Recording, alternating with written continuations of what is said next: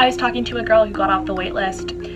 She said to me, I would have gotten in earlier too if I was also a black sob story. Oh boy. Affirmative action is always a touchy subject. By its very nature, and whichever side of the argument you are on, it deals with the idea of worthiness. Talk to most people, whether they are for affirmative action or not, and I think you would be hard-pressed to find anyone who says that all students do not deserve a good education. I think that is a principle that a large majority of us hold. But that's not the issue here, though I can readily understand how the real question of merit can get mixed up in the principled stance of equal opportunity. Because when you begin favoring some people over others, not on the basis of personal merit, but on arbitrary factors of race, that is not equal opportunity. That is racial discrimination, no matter how you might attempt to moralize it otherwise. But I am getting far ahead of myself and the video. So, let's proceed. Affirmative action does not hurt or steal opportunity from one group of people in order to just hand it out to another group of people without any work being involved. Actually, that is exactly what affirmative action does. It weighs certain racial demographics as more deserving of scholastic opportunities than other racial demographics. What our speaker is loosely describing, however, would be egalitarianism, and affirmative action is the antithesis of egalitarianism. So affirmative action just gives an opportunity for those individuals? No. It is not about individuals. Now, your individual accomplishments and merits may indeed play a role in your fate as a student under affirmative action. But the fact that the racial demographic you just happen to fall into can be the deciding factor as to whether you advance has nothing to do with you as an individual. That aren't trying and we're giving the short end of the stick. Given the short end of the stick. Now, we don't get any clarification here, but within the context of this piece, I really do hope that our speaker is not classifying his race as being given the short end of the stick, because that would not only be depressing, but it would also be racist. As a person of color in an Ivy League institution, I would always have to defend myself and explain my existence on campus. Well, stipulating for a moment that this story is true, that our speaker would always have to defend his presence on campus, can we imagine for a moment why that might be? If there is a system in place, a system with a name, a bureaucracy, and enshrined in law, which puts race above merit and would deny others of equal merit an opportunity simply on the basis of their race, why shouldn't people be suspicious of your merits in being there? And this is the core of the problem. Affirmative action imparts a giant question mark over the head of any student who is either known to have benefited from it or who might be suspected of having benefited from it. And that is the poison pill of the process. Having the door of a prized opportunity open for you and getting a wink from the gatekeeper as you cross the threshold. I was accepted into a competitive diversity scholarship program. A competitive diversity scholarship program. Not being entirely sure what that means, from the description, I feel safe in assuming that it was a scholarship program and that it was competitive, but it was one only open to non-white students. And I was at school one day talking about it, and one of my white classmates overheard us, and she made it a point to stop and say, well, I sure wish that I could get a scholarship just for being black. Well, if the scholarship program was only available to diverse students, then the only reason you even had the opportunity to compete for that scholarship is because you are black. So, how was that girl's sarcasm unjustified? My experience with affirmative action is that we as students of color are always up for debate. Why we got in, how we got in, and whether or not we're qualified to be here. And that is precisely the problem with affirmative action, or any official process by which people are discriminated by race or any other arbitrary, non-meritorious factor. Doubt over your personal merit will always be there, because by the very nature of the system, it can honestly be suspected that the only reason that you received the opportunity and someone else of equal merit did not is because of your race. Just that questioning, it really creates this imposter syndrome. Do I really belong here? And yes, to all the people of color watching this, yes, you do belong here. And again, that is the problem. Racial discrimination is poison, no matter if it is being used in order to harm or to help. Being denied a job, for example, because you are of one race versus another, would be a terrible thing to have to endure. But would it have been more preferable to have gotten that same job on the basis of your being one race versus another? Would you care to benefit from a process of legalized discrimination while another person is made victim of it? Would you want to have to wonder, and could you honestly blame anyone else for wondering, if you were there not because you deserved it, but rather that an official system took pity on you for the way that you look?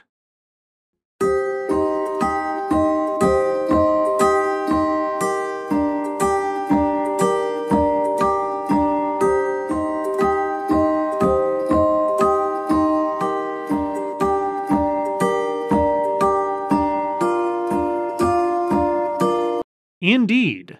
There was quite the fake news scandal a couple of years ago, wherein it was reported that the Trump administration was going to re-examine affirmative action policies in order to give a preference to white students. But then, thankfully, I did a video at that time that talked about that very claim. So, rather than reinventing the wheel, I will let RetroScribe do the talking for me.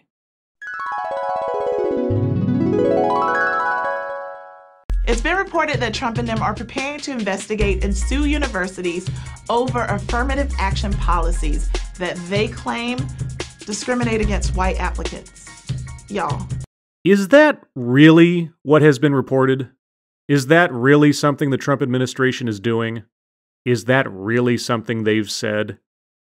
Or is the only source of this information coming from the New York Times, who quotes an internal document they acquired, which the Times never publishes in full, and which no other news outlet actually possesses, which states that the DOJ is looking for lawyers within the department to work on, quote, investigations and possible litigation related to intentional race-based discrimination in college and university admissions.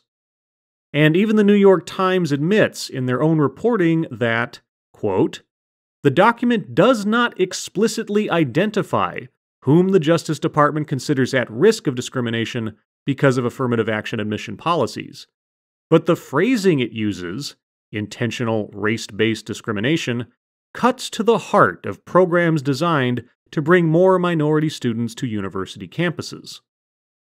The DOJ, in response, said the internal posting referred to an ongoing case that rolled over from the Obama administration. It was an administrative complaint filed by a coalition of 64 Asian American associations in May 2015 that the prior administration left unresolved. So, the root. Is the administration lying? Does the document say the DOJ is out to defend only white people? Or are you talking nonsense? And a quick editor's note here. When I was originally scripting this video, the headline at the New York Times read this way: Trump looks at discrimination against whites in universities. But now, of course, in the 24 hours since I saw the story, the New York Times sanitized their headline since, as mentioned, even their own reporting counteracts the idea that this is being done on behalf of white people.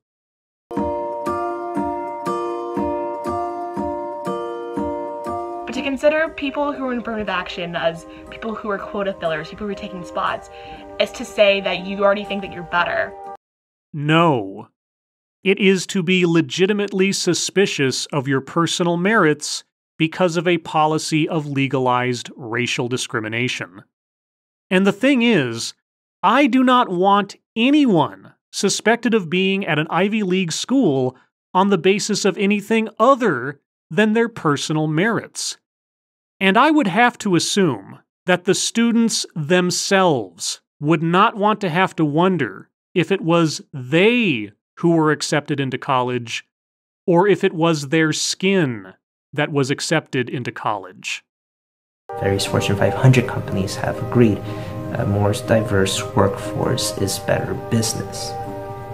So, you are as well for a policy of racial preference in the workplace as pertains to hiring and promotion policies. Got it. You have diverse ideas. The kind and quality of one's thinking is tied directly to their skin color. Got it. The point of creating a holistic class is to create together a group of people who can learn from each other, who can inspire each other, and also challenge each other. Creating a holistic class. Holistic. Holistic.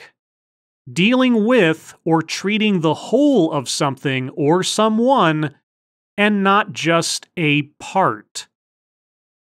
And not just a part. Affirmative action is not a holistic process. It is specifically about focusing on a part of a person and not the whole of a person. But, using my context clues, I can only assume that our speaker means holistic in her statement to equate to diverse. So, creating a diverse classroom. But what was she saying just a moment ago? But to consider people who are in affirmative action as people who are quota fillers, people who are taking spots, is to say that you already think that you're better.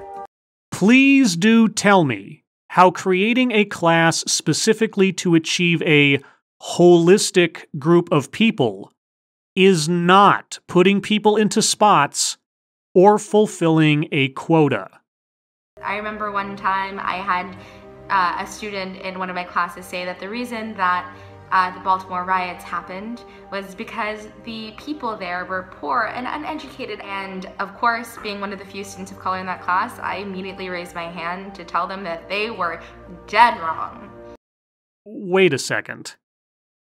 As a student of color, not as a resident of Baltimore, not as someone who participated in the Baltimore riots, you knew they were dead wrong because of your skin color. Got it. And if I hadn't done that, they would have probably not learned something that day. Wow. I am blinded by your self-effacing humility. In the long run, it's not beneficial for us if we just have a monolith group of a culture and dominating idea only succeeding. A monolithic group of culture and dominating idea. Our speaker does not clarify, but I would be very curious to know what group of culture and what dominating idea he is referring to. And then, I would also like to know exactly what binds this group, this culture, and this idea together in such a way that he sees it as a monolith. You're trying to go to college to become a better person, to learn about the world around you. It's important to create a diverse class. And that's essentially what the affirmative action helps people do. As you might be able to tell, I am not much a fan of the idea of affirmative action. Giving people decisive advantages and opportunities on the basis of things that say nothing of who a person is, but simply on what a person is, has rarely been a fair and just way to do things. Now, if affirmative action were instead focused on one's financial position in life, on class, if it were focused on helping those disadvantaged by economic circumstance, rather than promoting race as a disadvantage, that idea would be of little concern to me. Because, as we all know, life is not always fair.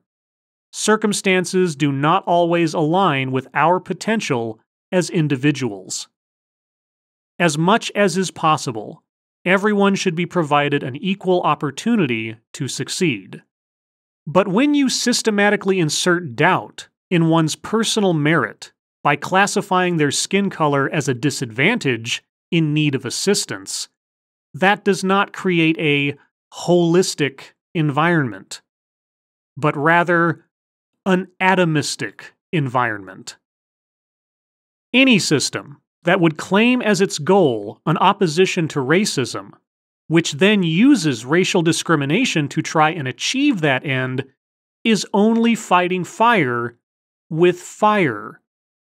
And the only thing that strategy ensures is that in the end, we all wind up being burned. As always, thank you for watching.